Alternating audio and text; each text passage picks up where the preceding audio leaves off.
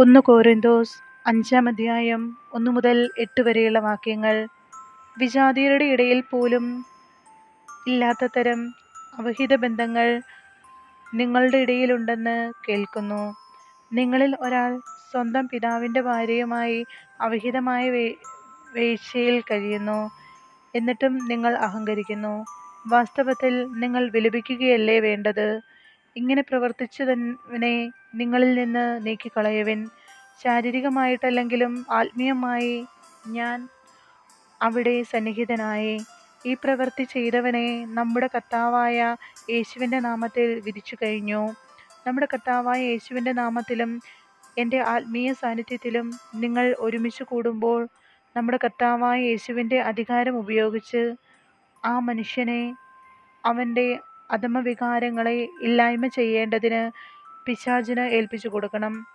അങ്ങനെ അവൻ്റെ ആത്മാവ് കർത്താവായ യേശുവിൻ്റെ ദിനത്തിൽ രക്ഷ പ്രാപിക്കട്ടെ. നിങ്ങളുടെ ആത്മപ്രശംസ ഒട്ടും നന്നല്ല.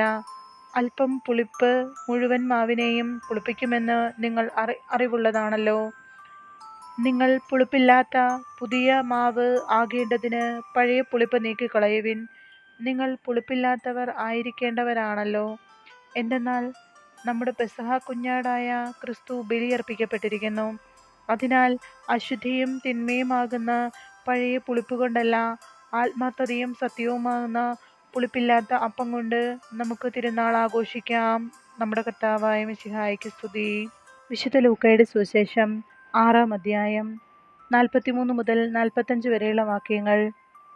നല്ല വൃക്ഷം ചീത്ത ഫലങ്ങൾ പുറപ്പെടുവിക്കുന്നില്ല, ചീത്ത വൃക്ഷം നല്ല ഫലങ്ങളും.